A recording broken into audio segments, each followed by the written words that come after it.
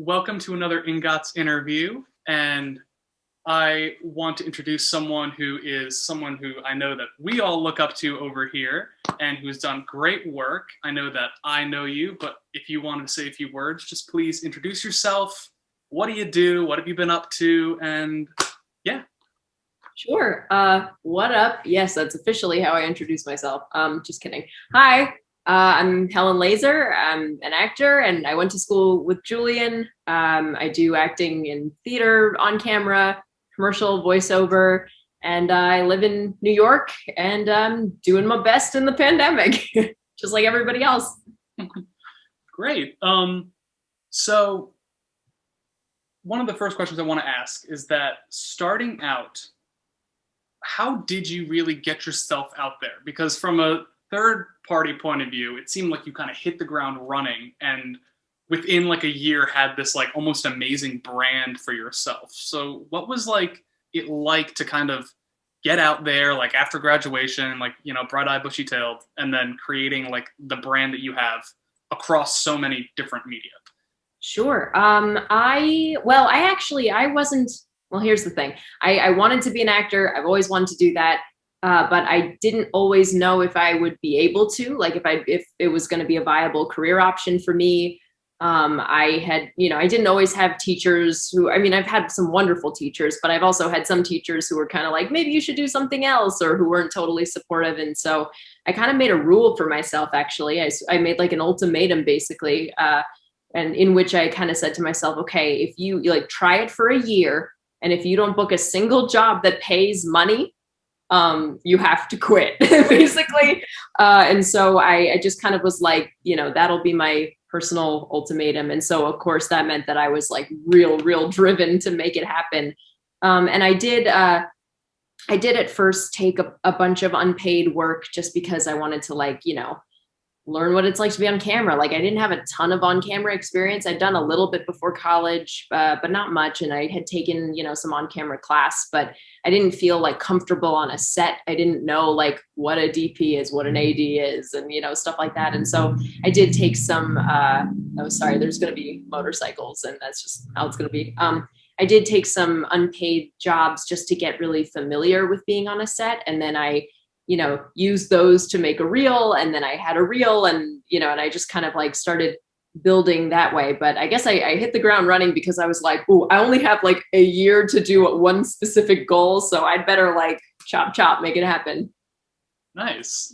And across that, like going into, like you said, the not me taking that many film classes or that much film experience, I feel like that's actually a common thing across a lot of theater majors and things that I hear, and acting majors across, people from many different schools.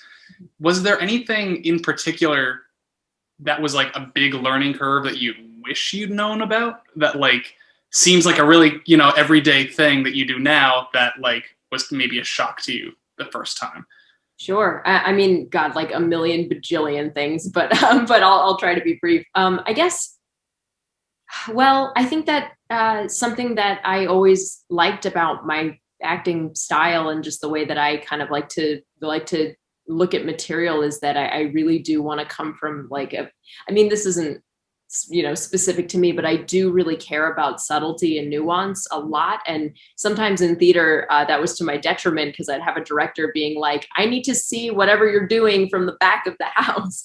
And so when I started doing things on camera, as I sort of previously predicted, I was like, oh, this is the place for that. Like, this is where I can really find things that are very specific and make them very real. And that was a nice thing. Also, and this might also seem obvious, but I think we all kind of get taught how to like go in and slate in this kind of fake ass way. Oh, I don't know if we're allowed to curse. We're adults. It's fine. No, please. This is as casual as can be. So this like fake ass way. Like, we're sort of taught, I feel like, in this like musical theatery way to be like, hi, I'm Helen Laser, and I will be reading for the role of Sonia. And I just I realized after a little while that I have to be myself, and some people might not like that, but then those people probably weren't going to want to hire me anyway. And so it's better to just go in, whether it's for a commercial, for a stage play, whatever it is, and like I'll throw up my peace signs and I'll be like, what's up? And, and I'll be my weird self. But like that tends to be something that actually can get me jobs and get me work. And I'd rather it's sort of like on a first date, you don't want to pretend to be someone else. Like you want to kind of be like, what you see is what you get. Here's who I am. And it's weird, but like, that might be good for this. So here I am. Hello.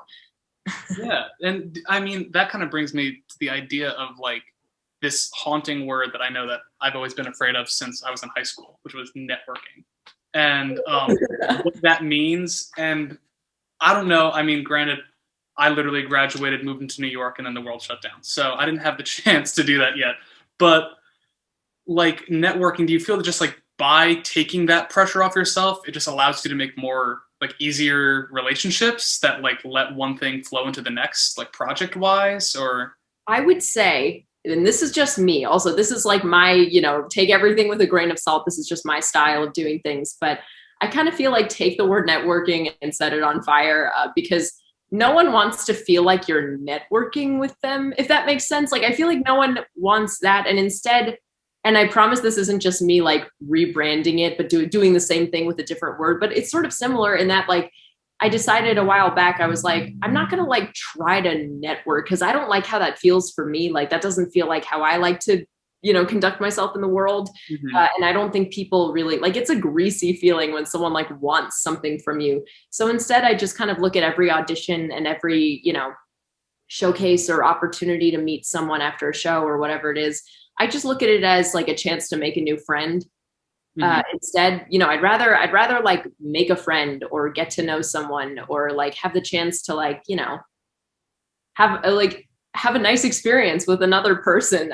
And that just really takes the pressure off for me because, I just hate this feeling of like, you want something from someone or they want something from you. And it like, I feel like people can smell that a mile away and it just doesn't feel good. So instead I just think of it as like, I hope after the show tonight, I get to meet some cool people instead of like, I hope after the show tonight, I like get an agent. Like, it's just like, ugh, I don't like that. yeah, no, I don't think anyone really likes the person walking around with like an address book with like things. Right. Or being like, here's my card. Like, it's way more fun if it's like, we have a nice conversation and it's like, hey, I really enjoyed meeting you. Do you have a card? I would love to stay in touch. Like that's, that's a lot nicer than like, put me in your movie or whatever. Yeah, no, for sure.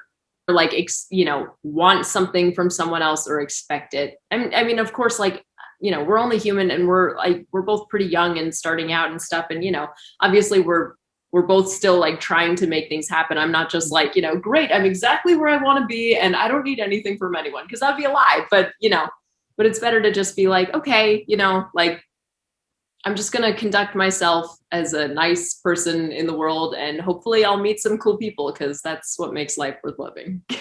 No, totally.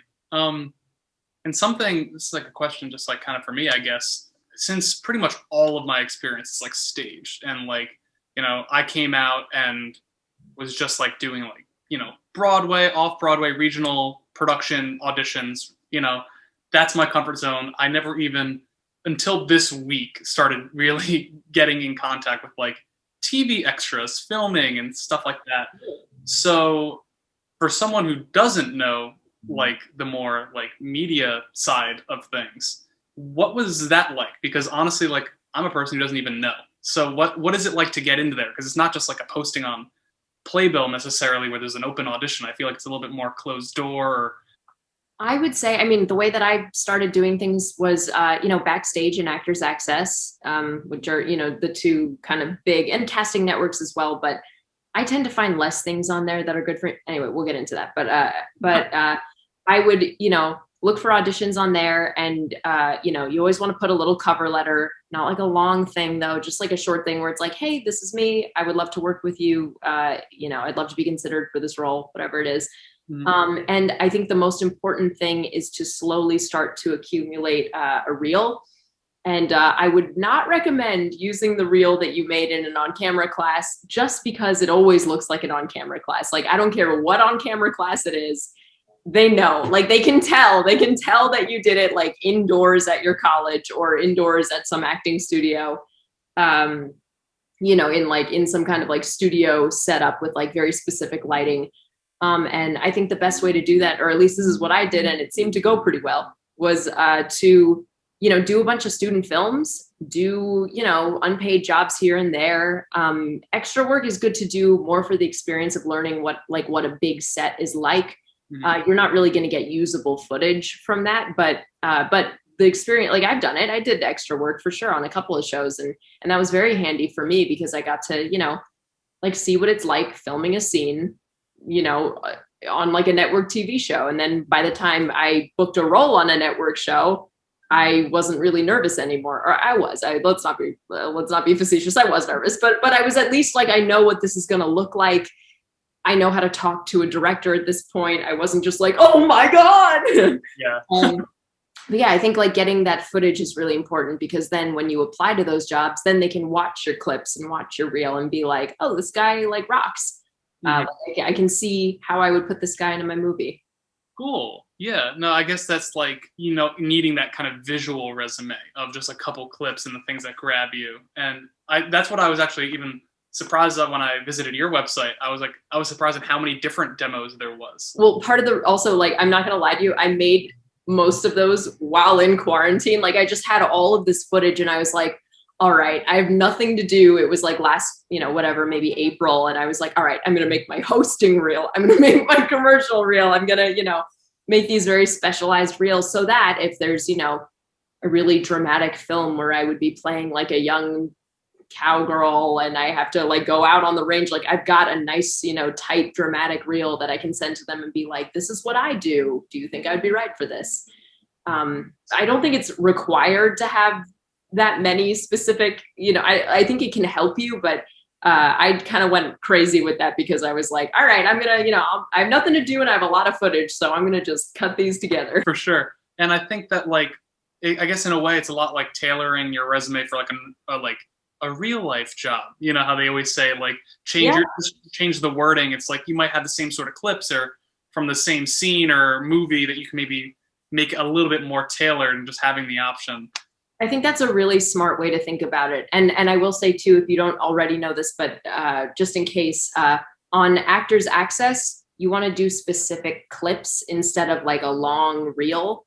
And because they just, and literally I labeled mine, like, I mean, I don't, again, this is just what I did. I don't know if this is what every, you know, casting director would sign off on, but I literally have like, you know, dramatic, innocent teenager crying or whatever. Like, or I've labeled them better than that. That's just like off the top of my head, or like, you know, young teenager breakdown, or, you know, sassy best friend, or, you know, like, talking head commercial and, you know, stuff like that. And so that then, you know, for whatever job it is, you just send a couple of like 20-second clips and they're like, oh, cool. Like I see what this person does. Whereas on Backstage, I think it's better to have like your whole reel, which might be like maybe 2 minutes long or so. That's something that you just brought back a memory of my earlier time when I got this. It was one of the first, I think it was like a regional thing from my agents. And they were like, you know, they needed like 3 sides, a song, a dance clip, a slate, a full body pan. So it was like 7 videos. I spent like 2 hours editing them with crossfade, doing all this, post it, and I sent it to my agents, and I immediately got a phone call, and I was like, we want individual clips. And I like literally just wasted 2 hours. I'm like, I could have just posted each individual little thing. I had to make it all pretty with little titles and it was like, oh yeah. So breaking it up, that's one of those, this is great. Like things that you wouldn't know, I guess, until you do it. But yeah. And also like if that wasn't specified in the original email, like I wouldn't have known that either. Like I probably would have put it together, or maybe I would have, you know, I like to think in an ideal world, I would have written to my agent and been like, hey, should I make this separate? But like, I don't know if I would have done that. I probably would have just put it together. Yeah, especially when you're always hearing, just like kind of growing up, it's like, oh yeah, send in your self-tape or send in your reel. You think that it's like a tape of thing, or like it's a thing. Right. Yeah. Well, it comes from like, it was a tape. It used to be like a tape that would get sent in. I'm acting like I'm this old woman who like or not old woman, you know what I mean? I'm acting like I used to send in tapes. I'm not that old, but like, yeah, you know, but I think, I mean, you would literally send a VHS tape to agents at one point, I think. Exactly. So, I mean, like that's where it comes from. So like the idea that always double check whatever format, whether it's Actors Access or casting networks or whatever it is, they all have kind of different formats of how to submit. So something else that I actually say when I'm teaching, especially, is when you get that email that has like the breakdown, like the specs, everything that you need to know about the audition, read the directions and then read them one more time and then read them again. Just because every casting director wants something slightly different, like the way you label your tape or the way that you slate at the beginning. Like some people want your name, your agent, your location. Some people don't want any of that. Sometimes they'll ask for certain things in the body of the email. So I happen to be someone who just like misses details all the time. So I'll just kind of like read an email real quick and then not, whatever. So I've had to train myself to like read it 3 times in a row and make sure I'm really getting all the information. For sure. And also, I guess the difference between like a submission and an audition too. Yeah. I act like, because things are starting to open up again. I had like an embarrassing moment literally the other night where I thought I was being sent an audition. I was like, yes, I would love to audition. Let me know what you need. And I got an email back that was like, it's just a submission. Like, I haven't encountered that. That's interesting. Yeah, and that like, especially now. Well, my agent sent me. It was like, oh, I have this opportunity. Do you want this submission? But it almost looks just like an audition. It's still the breakdown, still that. And I felt like an idiot. I was like, oh no, like. Oh, I don't think you were an idiot at all. I probably would have thought the same thing. Yeah. I was like, let me know what tapes you need. Like, I'm ready. Let me do something. Oh, that's strange. I have not had that happen. So, well, now I'm learning something. Hey, we're learning together. Where? So kind of pivoting a little bit, you do so many different things. I mean, you sometimes draw, you sometimes, you do so many modeling. I mean, your Instagram is just like filled with just like photography and all these different shots. And there was at one point where I was like, are you meeting a different photographer every day? Because there were just so many different looks. I was like, oh my God, I would like to get my picture taken this much. Or commercials, and then different types of commercials, because there's hosting ones. You did like, different little series, or I don't know what you'd call them, or little, blocks of different types of commercials for different companies. You do Audible. Like the Best Buy thing, like yeah. You do so many things from all of this. And then on top of that, being nominated for awards for film and doing stage things. So how does one juggle not only the workload of all that, but just maintaining like a foot in the door in all of these different like industries? Oh, see, now I'm thinking about it. I'm like, I don't know. No, I'm just kidding. I guess, well, all of those different things, I do them because they all sort of satisfy something different, if that makes sense. And I know there are people out there who definitely think, you kind of have to be specialized, like you need to be a classical actor, or you need to whatever. And I just kind of thought that was dumb, personally, to each their own, of course. But I just kind of felt like, I like all of these things. And if I just did one, I'd be sad. So I'm going to not do that. Like I want to do everything. So I guess I just, I put myself out there sometimes. I haven't done it in a while because pandemic, but, I try to, I have like an email list, of people, but I always make sure that they're personal. Like I don't do like MailChimp or whatever, like a mass email blast. I think I tried that for a little bit, but I was just kind of like, it's so impersonal and people just delete that immediately. So instead, if I'm emailing agents or casting or whoever, like I will, say like, hello, it was really nice seeing you at the auditions for blah, blah. Here's what I've been up to. And, I'll list a couple of my recent things that I've done and maybe send a link like, oh, here's that Best Buy commercial I did, or here's my latest Audible book or something like that. Hope you enjoy, blah, blah. So I'll like do emails like that. And, and I'll check in with people like directors that I've worked with in the past. I'll see how they're doing, what they're working on, or, and part of it too is just that like, I like to collaborate on stuff. And so sometimes I'm just like, if you have a script you're working on, I'd love to read it, or like, I've got a script I'm working on. Would you like to read it? So like, I'll usually do that. And, yeah, I don't know. I don't really know. I guess. And I always submit every day. Like, not so much in the pandemic because it kind of makes me sad sometimes, because I'm like, nothing's like, I forget when this was. It was earlier in the pandemic, but it was not at the very beginning. There were a couple films I was being considered for, and they were very exciting and really cool. And they were like, we're going to do all the precautions. We're going to see if things are opening up, blah, blah.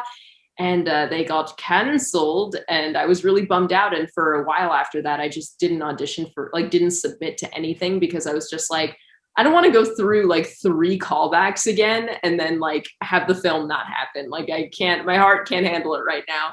Yeah, it was that weird time that was like, it wasn't like in March, but it was like a couple months in. It was like late May and June. I remember because I was submitting a lot of self tapes. Yeah. People were like, "Hey, we have extra time. We want to get the, networking and doing several rounds of auditions to then have it kind of here." There's this one movie I did like 3 callbacks for, and then it just didn't like happen. And I was like, dang.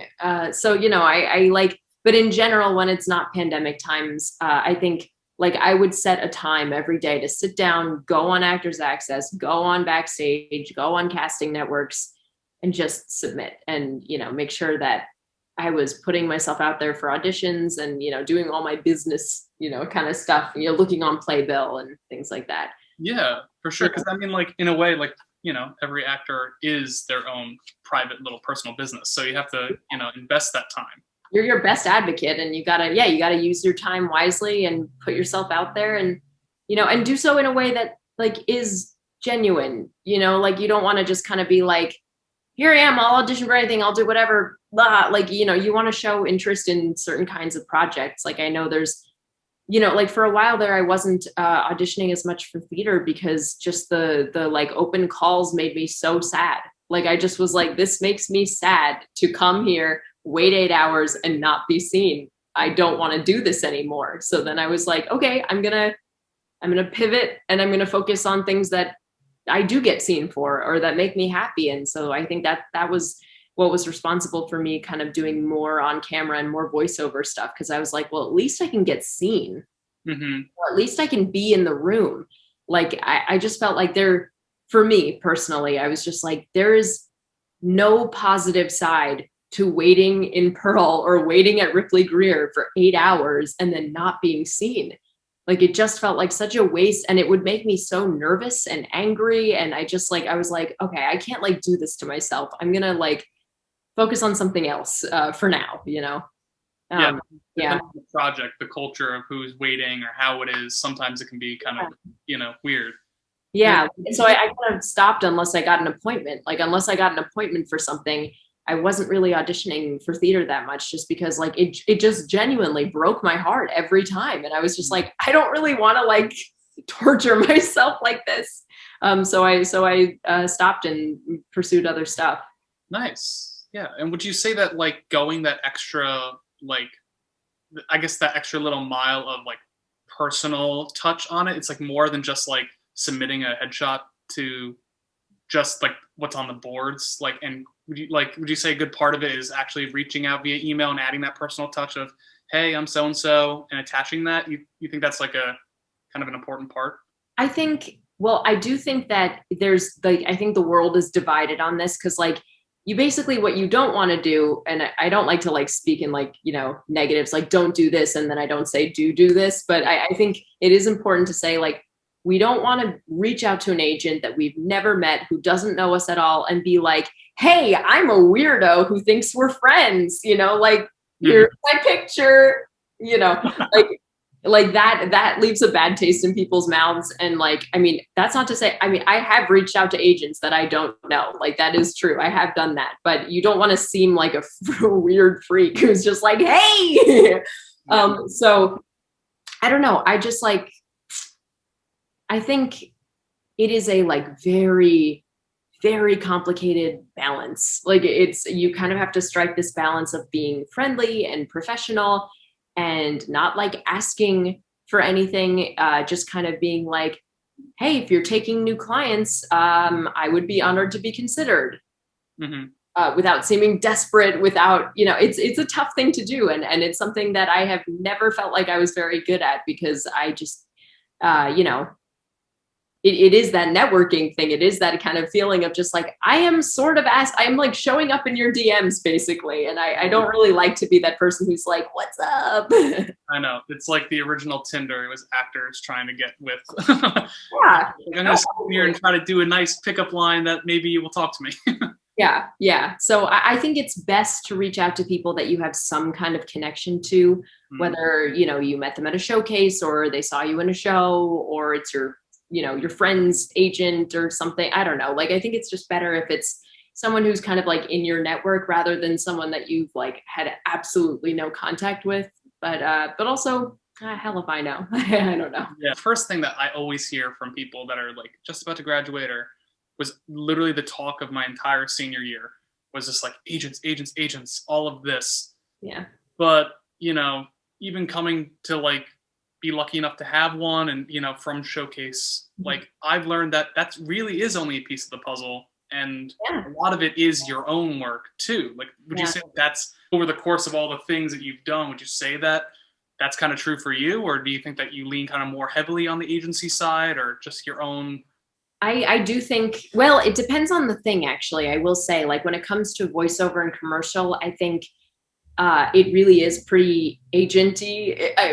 That's not a word, but you know what I mean. It's like, I think it's, like they're the ones with access to the auditions for like giant spots and like big jobs and stuff like that. And it's not always about casting. It's nice if casting knows you, Mhm. but more with voiceover and commercial, I feel like the agents get you in the door. That being said, I mean, you can like kind of amass, like a base of clients, like people you work with a lot, or, like there are a few different recording studios in the city that like I know really well. And like, I know the main engineer there, and we say hi whenever I come in, or there's a casting director who I really really love, and whenever I see her, she's like, "There's my millennial voice of reason. How are you?" And I'm like, "Hey, what's up?" And and we chat a little. I do the audition, and she'll be like, "Okay, I know you know how to do this. Throw it away, shrug it out, just be like, yeah, it's no big deal." And I'm like, "Great." And then I do it, and she's like, "I knew you knew how to do it." So like those relationships can be important, but I think commercial and voiceover, it's much more like your agent gets you the opportunities and you have a little less power there. But I think with TV and film and theater, it's much more about like the relationship you have with the casting director, and like it's you kind of want them on your side, and you want them to be people who are like happy to have you come in the room. Like there's a couple casting directors that I know who like I know that if I don't get it, it's not because they didn't like me. And I know that they're trying to find a job that would be good for me one day. Mhm. Just like for now, I just didn't fit whatever it was. And they're always very happy to see me and catch up a little. So, I think that's my take. I don't know if that's 100% true, but that's kind of how it has seemed to me. Yeah, totally. And kind of that brings me to this other little pivot of a moment. Like voiceover and doing, whether it's for Audible, for commercials, just radio.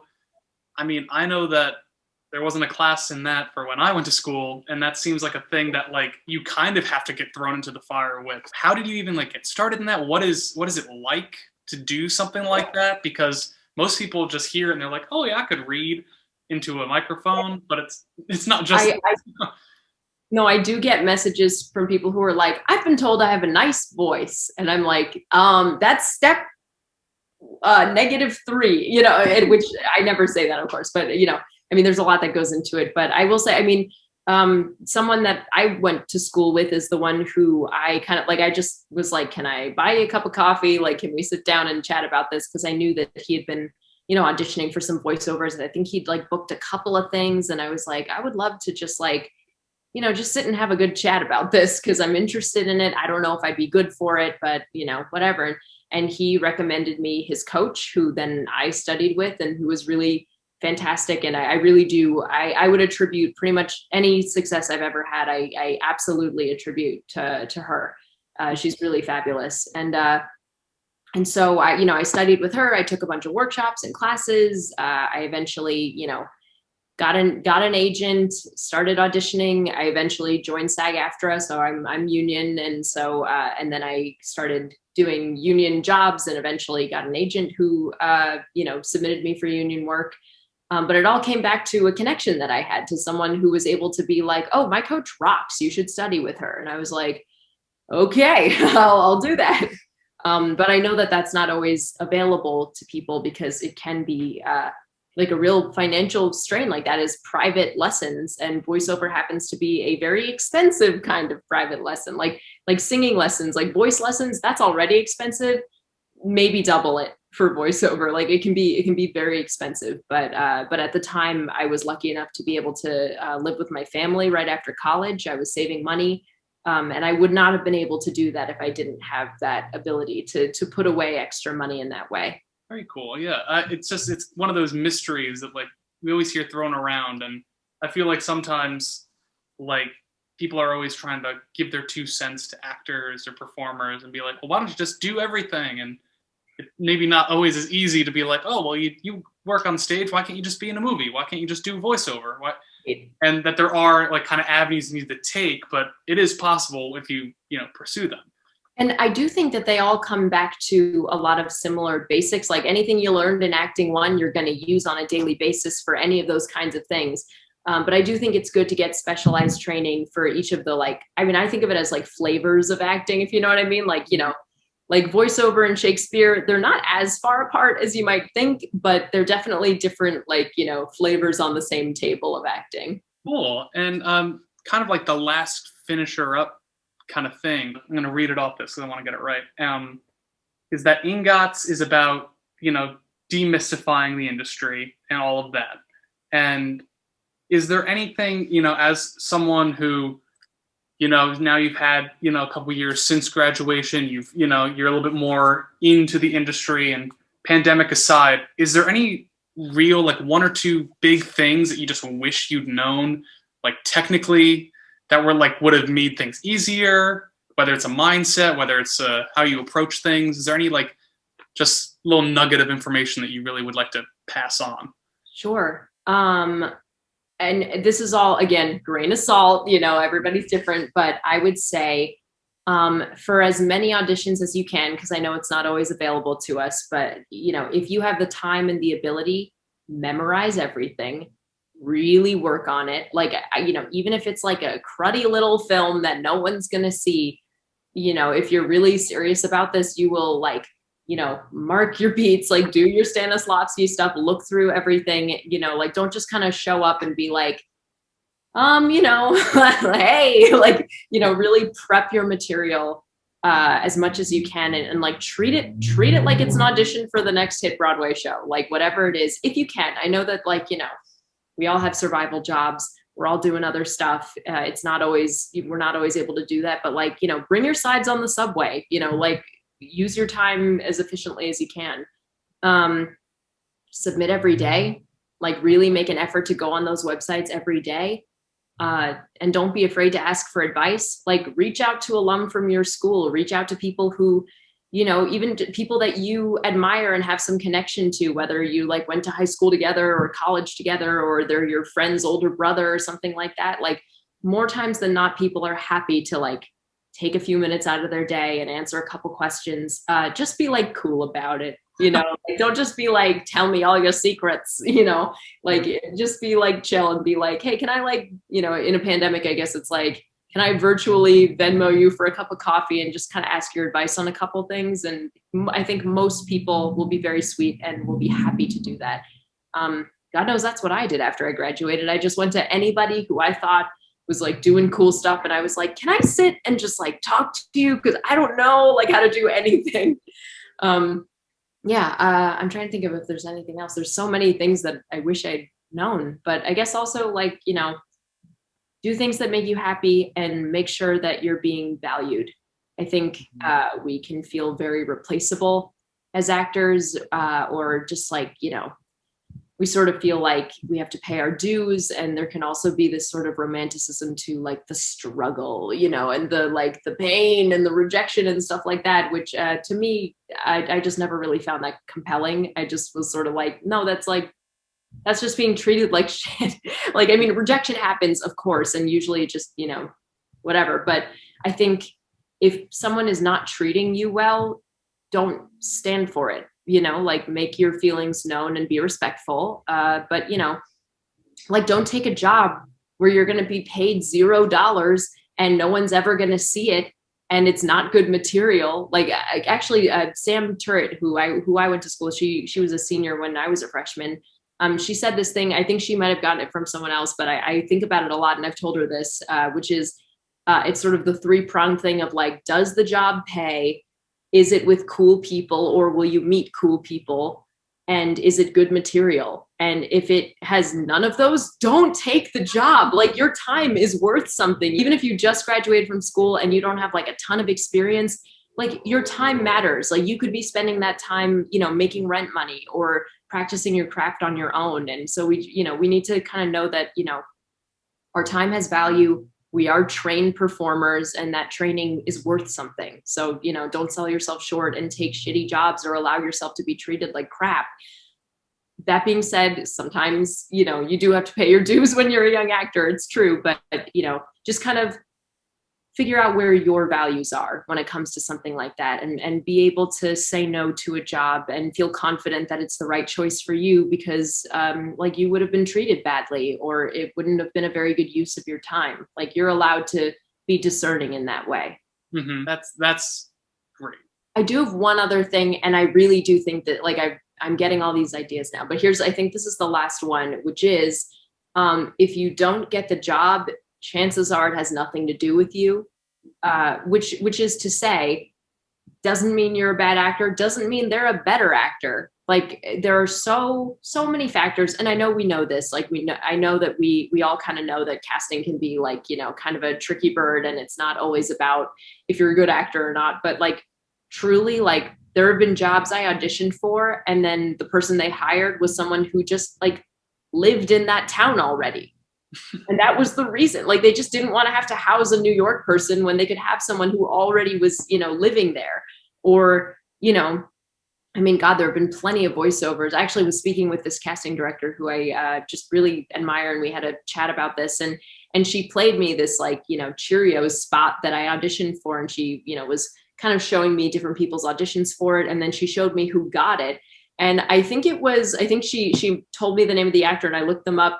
I think it was like a middle-aged Black actor. And so I was like, well, I was never going to get that. Like, it has nothing to do, like, I could have been the best voice actor who submitted a tape, and it doesn't matter that they just weren't looking for what I have to offer. And so I think, like, a really great way that you can console yourself when you're feeling really rejected and beat down is that, like, it's so often it's just something like that.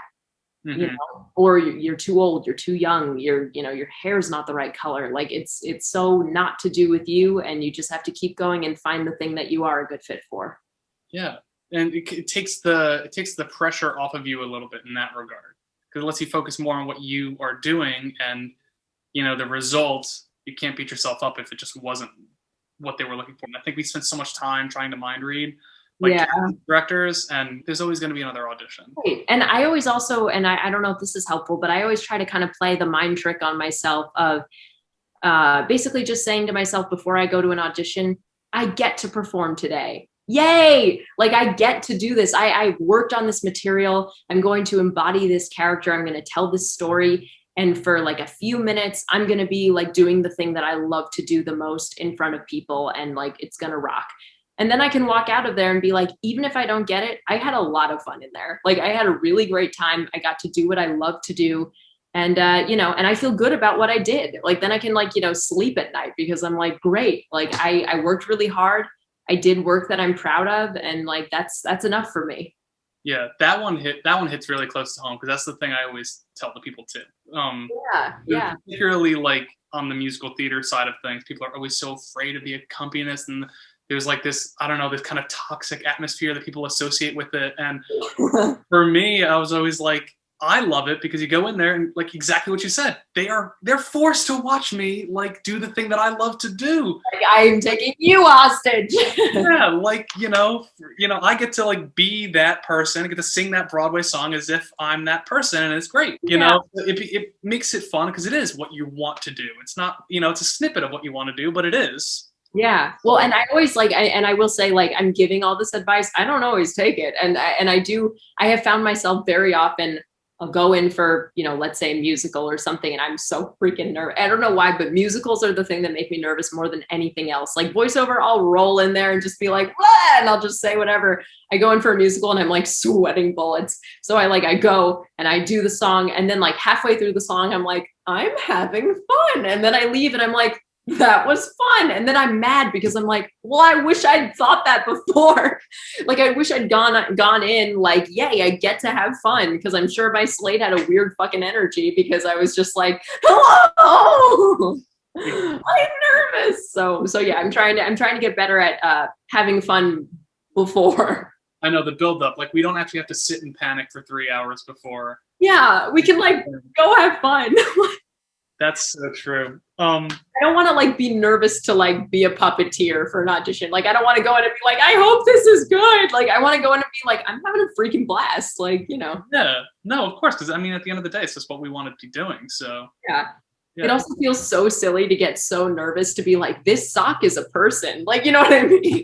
Like to really be like, oh, will my performance be good? I know. Sometimes gotta like shake it off. I know, especially with like the sides that we're reading. Some of the times, like it's not, odds are you're not always, reading Tennessee Williams. Odds are, the writing's probably going to be pretty shoddy, and like some, it kind of takes that pressure off that we don't always have to look at everything as a high art all the time. Sure. And like, when you go in for whatever, like, a medical TV show or something, and you're just like, the test was negative. You don't have to like really get into like twist your nerves up into like ribbons, just to say your one line. Like you can like just have fun with it. Hopefully it goes well, and try not to freak out. But I will mark up an entire page for like one line. Like I'll be like, how long have I been in the hospital? Like how long have I been working there? Honestly though, the hardest auditions are the ones where you speak less. It's true. I really like those like one line, like co-star kind of auditions. I'm just like, oh, like somehow this line has to be convincing, but also not like take away from what else would be happening. Like you don't want to be like, the test was negative, sir. Like you also don't want to stand there when you're not talking, just like overreacting to every single thing. Right. You don't want to be like, or like pushing the gurney. Yeah, like, that's like a whole Charlie Chaplin like act. It sometimes feels like that though, so I'm glad we're not the only one. Yeah.